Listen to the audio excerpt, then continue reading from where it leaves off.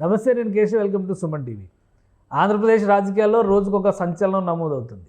అధికార పార్టీలో జాబితాల విడుదల ఆలస్యమయ్యే కొద్దీ ఉత్కంఠ పెరుగుతోంది. అదే క్రమంలో అసంతృప్త నేతలు కూడా బయట చూపులు చూస్తున్నటువంటి పరిస్థితి.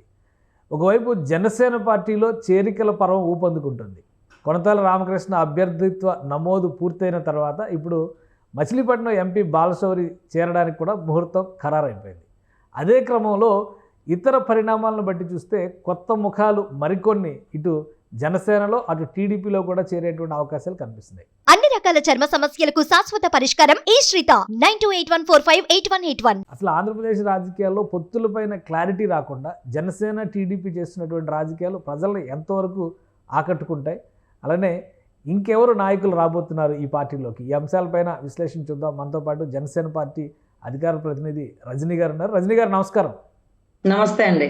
రజనీ గారు, ఏంటి బాలశౌరి గారి చేరిక తర్వాత ఆ వారం అంతా పూర్తిగా సభా పర్వం మొదలవబోతుంది, పవన్ కళ్యాణ్ గారు ప్రజల మధ్యనే ఉంటారు అనేటువంటి ఒక వార్త బయటకు వస్తుంది. ఏంటి డీటెయిల్స్ ఏంటి? సార్, ముఖ్యంగా మంచి రోజులు, మంచి తరుణాలు, మంచి వ్యక్తులు మంచి సమయంలో కలుస్తున్నారు. మంచి మనసులు దగ్గర అవుతున్నాయనే భావించాలి.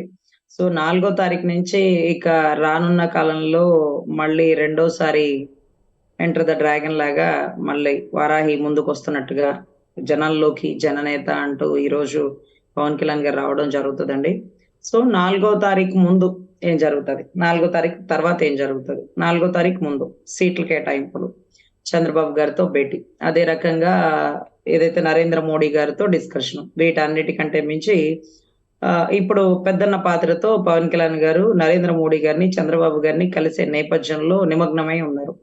ఎందుకంటే ఆశకు మించి సీట్లు అడుగుతుంది బీజేపీ అనే స్టాండ్ తో ఉన్నవారు టీడీపీ వాళ్ళు. బీజేపీ లేకపోతే ఎలక్షన్ లో మనము నిలబడలేము, ఎందుకంటే ఏదైతే జగన్ గారి గురించి మనకు తెలియంది కాదు, మీ ఇంటికి వస్తాం మీ నట్టింటికి వస్తాం అంటూ గండ్రగొడ్డలు పట్టుకొని తిరుగుతున్న పరిస్థితుల్లో రాష్ట్ర రాజకీయాల్లో సెంట్రల్ సపోర్ట్ ఉంటేనే మనకు కొద్దిగా సెక్యూర్ గా ఉంటుంది, లేకపోతే ఎలక్షన్ చాలా కష్టం అవుతుంది. గెలవడం అనేది ముఖ్యం, వైసీపీని గద్దెదించడం అనేది ముఖ్యం, ఎవరు ఏంటి అని నిరూపించుకునే సమయం ఇది కాదు అంటూ ఇదైతే అధినేత ఇటు చంద్రబాబు గారిని ఇటు బీజేపీని కన్విన్స్ చేస్తూ సీట్ల కేటాయింపులో కీలక పాత్ర పోషిస్తుంది ఈ రోజు పవన్ కళ్యాణ్ గారు అనే చెప్పాలండి. ఎందుకంటే ఈరోజు టీడీపీ సుముఖంగా లేదు బీజేపీతో కలిసి ప్రయాణం చేయడానికి. ఎందుకంటే టీడీపీ బీజేపీతో కలిస్తే సిపిఐ, మైనారిటీ, సిపిఎం, అదే రకంగా కొంత ముస్లిం వర్గాలు, కొన్ని ఎస్సీ ఎస్టీ వీళ్ళందరూ కూడా దూరం అయిపోయే పరిస్థితి అయితే ఉంది. సో మాకొద్దు బీజేపీతో పొత్తు అంటున్నటువంటి టీడీపీ క్యాడర్ అంతా, టీడీపీ కార్యకర్తలు, ప్రజలు అంతా కూడా.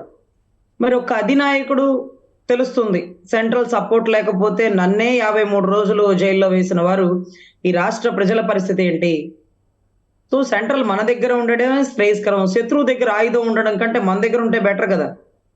సో శత్రువు ఇప్పుడు అదే ఆయుధం పట్టుకొని ఢిల్లీకి పలుమార్లు వెళ్ళొస్తున్నాడు, అదే ఆయుధం మన దగ్గర పెట్టుకుందాం, కొంచెం తగ్గి వెళదాం ఏమవుతుంది అనే రకంగా ఈరోజు నాయకులు ఉన్నా సరే క్యాడర్ లేరండి. క్యాడర్ చాలా స్ట్రాంగ్ గా ఉన్నారు. బీజేపీ వద్దు రాష్ట్రంలో, మేము ఒప్పుకోము, రాష్ట్రం ఈ గతి పట్టడానికి బీజేపీనే కారణం అని భావిస్తున్నారు వారు. మరి సో ఆ రకంగా ఏదైతే జగన్ గారు ఆయన చేసిన తప్పుడు పనులన్నీ బీజేపీతో కలిసి చేస్తున్నట్టుగానో లేకపోతే బీజేపీ సపోర్ట్ వల్లే చేస్తున్నట్టుగానో రాష్ట్ర ప్రజల్ని కొంచెం మభ్య పెట్టేసినారు. కాబట్టి వాళ్ళు ఆ అపోహలో ఉన్నారు, అదే నిజం అనుకుంటున్నారు. అఫ్ కోర్స్ అది కూడా కొద్ది గొప్ప నిజం అయి ఉండే అవకాశాలు కూడా ఉన్నాయి, కాదని చెప్పట్లేదు. సో ఎనీవే ఇదొకటి. 4 తర్వాత బాలశౌరినే కాదండి, బాలశౌరి గారే కాదు, ఇంకా చాలా మంది నాయకులు మీరు కూడా చూసుంటారు కదా, కొన్ని పేర్లు మీ దృష్టికి కూడా వచ్చినాయి. ఇంకా మీ దృష్టికి కొద్ది గొప్ప వస్తూ ఉన్న పేర్లు, కొంచెం డౌట్ అనే పేర్లు ఉన్నాయి, కన్ఫర్మ్ అయిపోతున్న పేర్లు కూడా ఉన్నాయి. సో అదే రకంగా ఇవాళ కొన్ని పరిణామాలు జరిగినాయి. ఆల్రెడీ ఒంగోలు రాజకీయం మలుపులు తిరుగుతూ ఉంది వైసీపీలో. మాగుంట శ్రీనివాసులు గారు బయటకు వచ్చేస్తున్నారు అనేటువంటి సంకేతాలు. ఆయన బయటకు వస్తే బాలినేని శ్రీనివాసరెడ్డి గారు కూడా బయటికి రావాలని డిసైడ్ అయిపోయారు. సో ఇవన్నీ చూసినప్పుడు ఇంకెవరు వచ్చే అవకాశం ఉంది? ఎందుకంటే ఆదిమూలం ఈరోజు కోనేటి ఆదిమూలం సత్యవేడు ఎమ్మెల్యే, ఆయన ఆల్రెడీ నారా లోకేష్తో భేటీ అయ్యారు, తెలుగుదేశంలో ఓ 2 రోజులు జాయిన్ అవుతారనేటువంటి సంకేతాలు ఇచ్చేశారు. సో జనసేనలో కూడా ఇంకా కొత్త వాళ్ళు వచ్చేటువంటి వాళ్ళు ఎవరైనా ఉన్నారా? బాలినేని గారు కానీ ఒంగోలు డెవలప్మెంట్స్ చూసిన తర్వాత, ఎందుకంటే బాలినేని గారు అంటే నాకు చాలా గౌరవం, పవన్ కళ్యాణ్ గారు చాలా సందర్భాల్లో మాట్లాడినటువంటి పరిస్థితులు ఉన్నాయి. Yes sir. మీరు ముందే రెడీగా ఉంటారు. Note this point your honour అంటూ. సో, ఖచ్చితంగా ఈ ఏదైతే ఈ కలయిక అనేది మేము ఊహించినదే అని మీలాంటి వారు బాగా పట్టుకుంటారండి. సో, ఎనీవే ఏదైతే ఒంగోలులో ఎప్పుడు బాలినేని గారి వల్ల జనసేన కానీ, క్యాడర్‌కి కానీ ఎప్పుడు ఇబ్బంది జరిగింది లేదండి. ఏదైనా చిన్న చిన్న ఇబ్బందులు ఉన్నప్పటికీ బాలినేని గారి ఆధ్వర్యంలో రెక్టిఫై అయిపోతూ ఉండేయి. సో, అప్పుడే మాకు అనిపించేది కొద్దో గొప్పో బాలినేని గారికి పవన్ కళ్యాణ్ గారంటే మంచి మనసు ఉంది. సో, ఖచ్చితంగా వీరిద్దరు కలయిక ఇవాళ కాకపోతే రేపైనా జరుగుతుందేమోనని. సో, అదే రకంగా ఒంగోలు ఎంపీగా మన పోట్ల గిత్తని దించబోతున్నారనే వార్తలు వింటున్నామండి. అంటే లైక్ ఆవిడ డైమండ్ రాణి గారు. సో, ఆవిడ సిద్ధం అది అయితే అది కూడా ఉందా ఒంగోలు? ఇప్పుడు ఎవరికి ఇస్తున్నారంటారు మీరు డైమండ్ రాణి అంటే? ఆ డైమండ్ రాణి అంటే ఒంగోలు గిత్త అంటే మేము పోట్ల గిత్త అని ఎవరికి చెప్పినాం రోజక్క. ఓకే, రా ఓకే. రా చూసుకుందాం అంటూ ఆంబోతు రాంబాబు అన్నయ్య ఇక్కడ. ఇక్కడంటే సత్తెనపల్లి అంటే ఆంబోతులు ఫేమస్ ఏమో. మాకైతే అక్కడ ఒంగోలు ప్రకాశం జిల్లా మాది కూడా ప్రకాశం జిల్లా కాబట్టి మాకక్కడ మంచి ఒంగోలు పోట్లెద్దులు ఫేమస్ కాబట్టి పోట్ల గిత్తలకి. సో, ఖచ్చితంగా ఏదైతే ఇవన్నీ ఓడిపోయే సీట్లని వెళ్ళే వాళ్ళకి కూడా తెలుసండి. కానీ ఏదో ఒక రకంగా ఎక్కడో చోట నిలబడాలా? అసలు పూర్తిగా మైనస్ అయిపోవడం కరెక్ట్ కాదు. ఓడిపోతే పోదాం. అన్నిటికి సిద్ధంగా ఉన్నానంటూ ఈ రకమైన డైవర్షన్ పాలిటిక్స్ బిగిన్ చేశాడండి. అది ఒక రకంగా సిద్ధం అంటే సర్దుకొని వెళ్ళిపోవడానికి సిద్ధమా? సిద్ధం అంటే సీబీఐ చెరసాల్లోకి వెళ్ళడానికి సిద్ధమా? మరి దేనికి సిద్ధమో ఆల్రెడీ 10,00,000 కోట్లు స్కామ్‌లు, స్కీమ్‌లు అయిపోయినాయి అంటారు కదా! సో, ఖచ్చితంగా బాలినేని గారు కూడా వచ్చే అవకాశాలు ఉండొచ్చండి. బాలశౌరి గారి తర్వాత ఆయనతో పాటు ఆయన ఎవరెవరిని తెస్తున్నారు అనేది ఆయన రాక తర్వాత నుంచి కొన్ని పెనుమార్పులు బిగిన్ అంటే ఆయన అవుతాయి. ఆయన కాంటాక్ట్లో ఉన్నారు. ఆయన కాంటాక్ట్ లిస్ట్ మెయింటైన్ చేస్తున్నారా జనసేనలోకి ఎవరిని తీసుకురావాలి అనేటువంటి సో, దీనికి ఏదంటే చిరంజీవి గారి స్లోగన్ ఉంటుందండి. ఒక మనిషి మరొక ముగ్గురు మనిషికి సహాయం చేయి. ఆ ముగ్గురు ఇంకొక ముగ్గురికి సహాయం చేయి. కాన్సెప్టా? 175 సీట్లు ఖాళీ చేయని.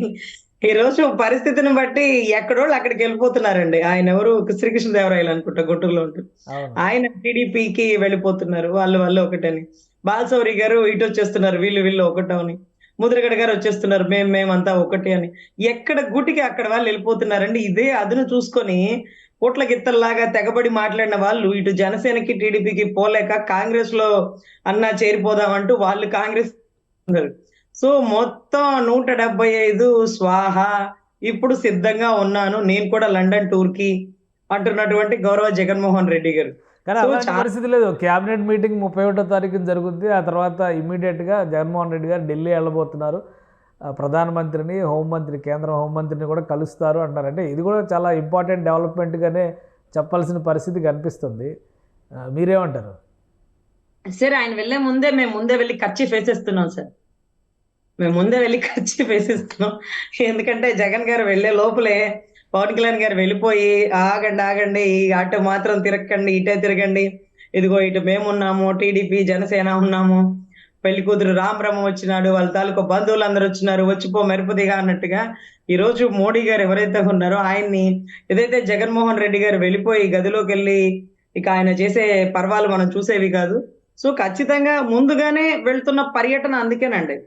సో, ఖచ్చితంగా ఇప్పటికీ రాష్ట్రంలో మీరంటే చాలా మైనస్ ఉందండి. సెంట్రల్‌లో మీరంటే చాలా ప్లస్ అందరికీ గుండెల్లో ఉండిపోయారు. అయోధ్య రామాలయం గాని, కాశ్మీర్ నుంచి కన్యాకుమారి వరకు కానీ, మీ ఎజెండా గాని, మీ స్టాండ్ కానీ అది కింద నుంచి పైకొచ్చినటువంటి మీ ఏదైతే ఇండివిడ్యువాలిటీ ఉందో, సాధారణ పౌరుడు కూడా ప్రధానమంత్రి స్థాయికి వెళ్ళగలుగుతాడు. ఏ రాజకీయ బ్యాక్‌గ్రౌండ్ లేకపోయినా, ఏ డబ్బులు లేకపోయినా, ఏది టీ అంటారు చూడండి. టీ కప్పులు, టీ గ్లాసులు అంటారు చూడండి. ఒక స్టాండ్ ఆయనకి ఆర్ఎస్ఎస్ నుంచి.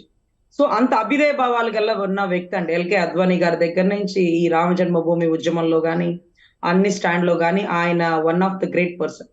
కానీ స్టేట్‌లో ఏమైపోతుంది? ఆ పక్కన ఉండబట్టే మీకు ఆ చెడ్డ పేరొస్తుంది. మీరు మా పక్షానికొచ్చేయండి. మీకు చాలా మంచి పేరు తీసుకొస్తాం. మీరు స్పెషల్ ప్యాకేజ్ ఇచ్చి మా రాష్ట్రాన్ని డెవలప్ చేయండి అంటూ ఈ రోజు గారు మంచి మనసుతో మా పవన్ కళ్యాణ్ గారు తన విలువైన మంచి మనసుతో ఆయన సమయాన్ని, ఆయన మనసుని మార్చి ఈరోజు రాష్ట్ర ప్రజలకి దగ్గర చేసే ప్రయత్నంతో ఉన్నారండి. సో, ఖచ్చితంగా ఏదైతే చంద్రబాబు గారు టీడీపీ కలిసి చంద్రబాబు గారు, జనసేన కలిసి ప్రయాణంలో ముందుగానే అంటే జగన్ గారు వెళ్ళక ముందుగానే వీళ్ళిద్దరూ వెళ్ళిపోతారండి.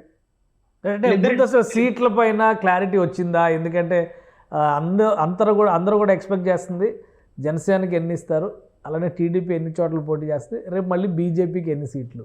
ఈ 3 పార్టీలకి సీట్ల సర్దుబాటు అనేది చాలా పెద్ద సమస్య. ఇప్పుడు ఏదైతే వైసీపీలో సీట్లు అనౌన్స్ చేస్తుంటేనో, ఇన్ఛార్జీలను అనౌన్స్ చేస్తుంటేనో రాద్ధాంతం జరుగుతుందని భావిస్తున్నారో, ఇంకో వారం తర్వాత ఈ 3 పార్టీలు అసలు కొట్టుకునే స్థాయికి వెళ్ళిపోయేటువంటి పరిస్థితి ఉంటుంది అనేటువంటి ఒక ప్రచారం కూడా జరుగుతుంది.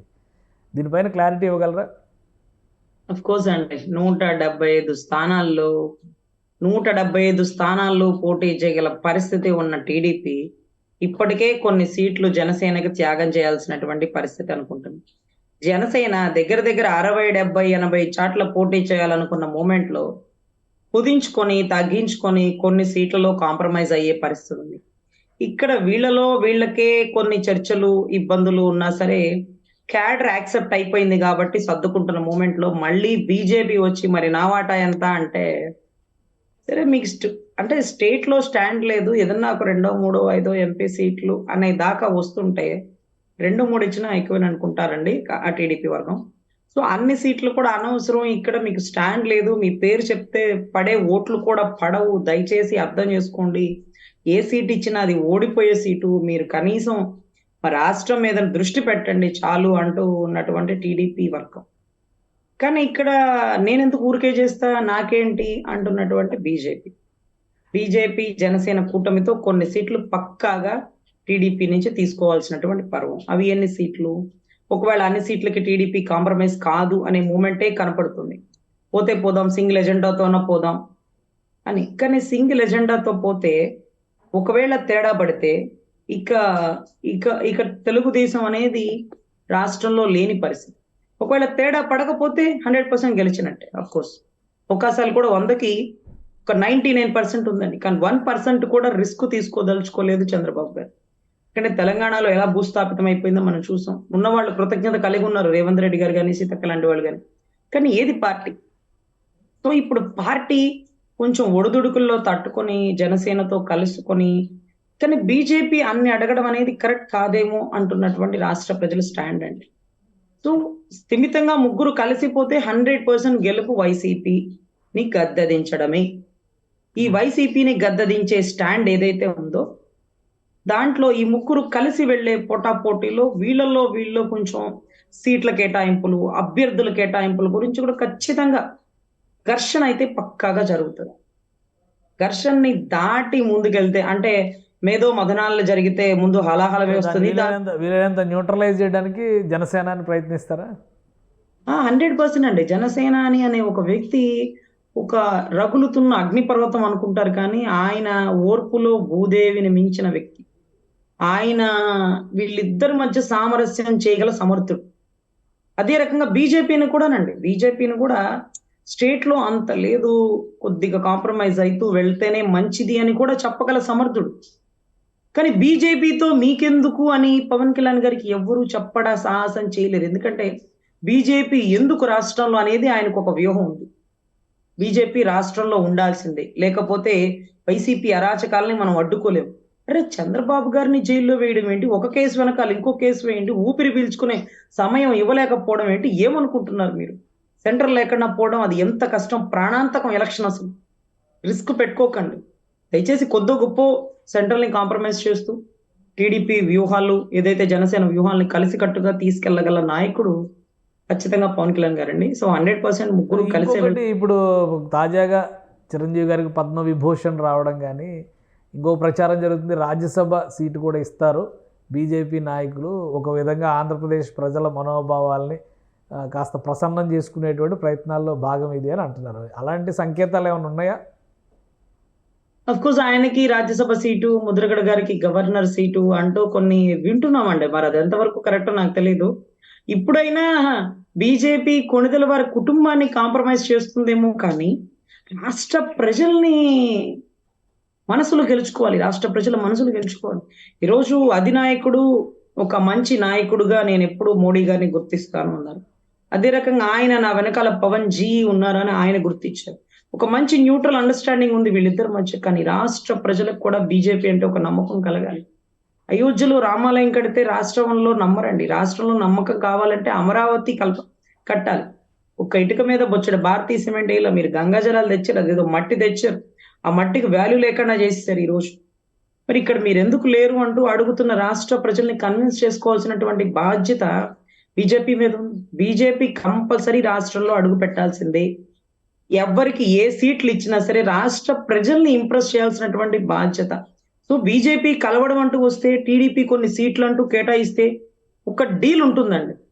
మీరు రాజధాని కంపల్సరీ నిర్మించాల్సిందే. అదే రకంగా రాజధాని నిర్మాణ పాత్రలో సెంట్రల్ సపోర్ట్ మాకు ఇవ్వాల్సిందే. పోలవరంలో నిధులలో జాప్యం చేయకూడదు. వైజాగ్ స్టీల్ ప్లాంట్ తాకట్టు పెట్టకూడదు. పక్క విదేశ కంపెనీలకి స్వాగతించేలాగా రాష్ట్రానికి చేయూతనివ్వాలి.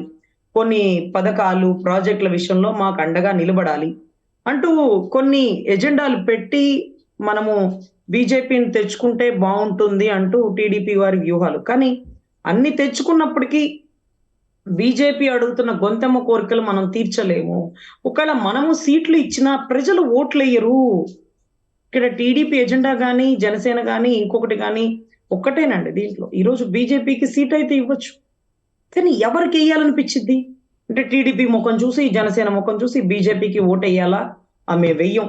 ఎన్ని చోట్ల? 10 చోట్ల ఓడిపోతే నష్టమేం లేదు అని వాళ్ళకి ఇచ్చిన 10 చోట్ల రాష్ట్ర ప్రజలు పకడ్బందీగా ఓడించే ప్రయత్నంతో ఉన్నారు. సరే మరి సీటు తెచ్చుకోవడం ఎందుకు? ఓడిపోయామనే ఘనత తెచ్చుకోవడం ఎందుకు?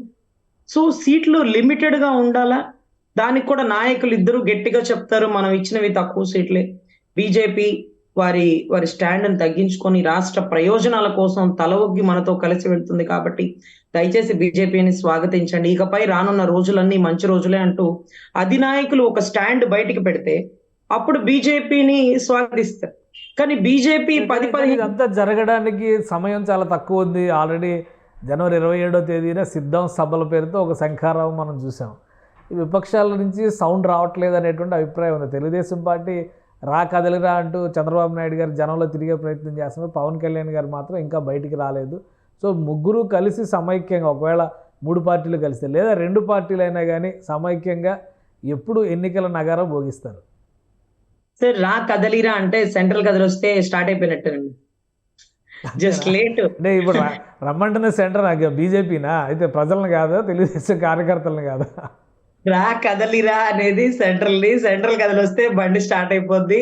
ఫిబ్రవరి 4 తర్వాత నుంచి మావి అసలు గ్యాప్ లేకుండా అన్ని ఏరియాలు పర్యటనలు ఎందుకు అంటున్నారంటే, వెళ్ళే ఏరియాలో మన అభ్యర్థి ఉంటే అభ్యర్థిని కూడా అప్రిషియేట్ చేస్తూ ఇక ప్రజల్లోకి వెళ్ళిపోవాల్సిన సమయంలో ఇంకా అభ్యర్థుల్ని కేటాయించకపోతే ఎలా అంటూ ఫిబ్రవరి 4 లోపలనే ఇవన్నీ జరిగిపోతాయండి.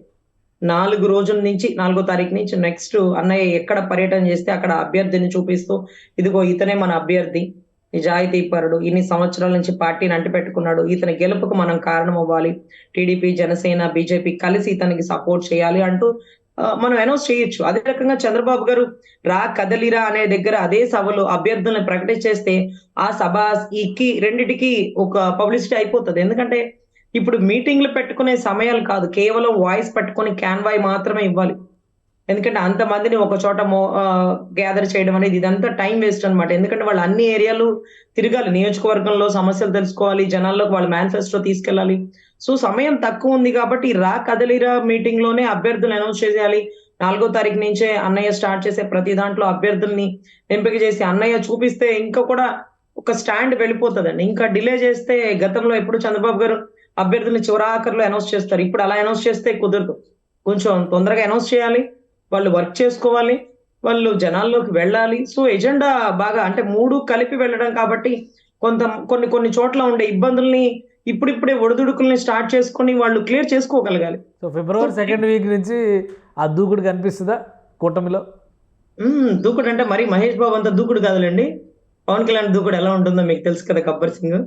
అలాగే 4వ తారీఖు నుంచి ఇక ఎప్పుడు వచ్చాం కాదన్నా, బుల్లెట్ దిగిందా లేదా అనే కాన్సెప్ట్ తో ముందుకెళ్తారు.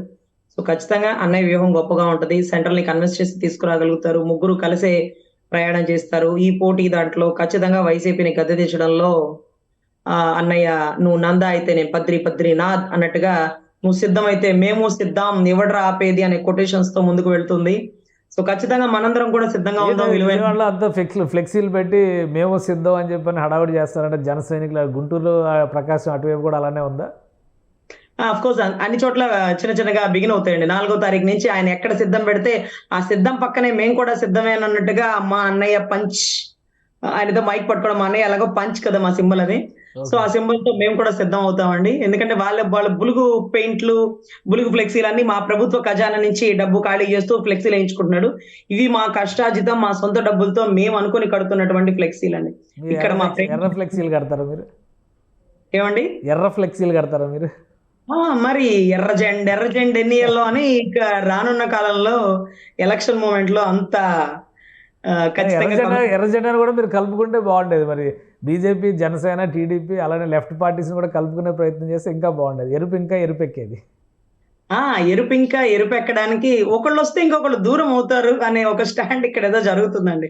బీజేపీతో కలిసి ఉండడం వల్ల కొన్ని దూరం అవుతున్నాయి అనుకుంటున్నాం. బహుశా ఆ అన్నయ్య ఆదర్శాలు నచ్చి అందరూ ఆ టయానికి వస్తారు. బీజేపీ అంటే ఆయన అయోధ్యకే కాదు, నేను ముస్లిం గుళ్ళకి కూడా ఎంతో డబ్బులిచ్చాను. బట్ నేను చెప్పుకునే అలవాటు లేదు కాబట్టి మీకు తెలియట్లేదు. దయచేసి నా ప్రేమ ఎప్పుడూ ముస్లింల సోదరుల పట్ల ఒకేలాగా ఉంటుందని అన్నయ్య మాటలు ఏదైతే ఉన్నాయో ముస్లిం సోదరులకి బాగా ఇష్టంగా ఉంటుందండి. ఎందుకంటే ఎక్కడ మీటింగ్ జరుగుతున్నా ఆ ప్రార్థన వినగానే, నమాజ్ వినగానే అన్నయ్య ఆగిపోతారు. చాలా చోట్ల ముస్లిం సోదరులే అన్నయ్య బౌన్సర్లుగా ఉంటారు. చాలా ప్రయారిటీ ఇస్తారు. సో అర్థం చేసుకోవడానికి టైం పడతది. బట్ అర్థం చేసుకుంటారు. అందరూ కలిసి వస్తారు. ఎర్ర జెండా ఇంకా ఎరుపెక్కాలి. ఆకాశం ఎర్రగా ఉంది. ఆ! బులుగు ఆకాశాన్ని మార్చేయాలి ఎరుపుగా అంటూ concept. Right. Thank you Rajani garu, మీ అభిప్రాయాలు తెలియజేసినందుకు. ఇది ఫిబ్రవరి 4 తర్వాత వరుసగా పరిణామాలు జరగబోతున్నాయి. అలానే ఇప్పటి వరకు ఉన్నటువంటి లిస్టు విషయంలో కూడా ఒక స్పష్టతతో ఉన్నారు ఇద్దరు నేతలు కూడా. బీజేపీ రావడం కన్ఫర్మ్ అయిన తర్వాత వరుస ప్రచార సభలకి సంబంధించినటువంటి ప్రచార బేరీకి పవన్ కళ్యాణ్ అడుగు వేయబోతున్నారనేటువంటి మాట చెప్తున్నారు. సిద్ధం అనే పేరుతో కవ్వింపు చర్యలకు పాల్పడితే మేము సిద్ధం అనేటువంటి ఫ్లెక్సీలు ఖచ్చితంగా వెలుస్తాయని రజనీ చెప్తున్నారు. ఇది స్పెషల్ డిస్కషన్. Keep watching.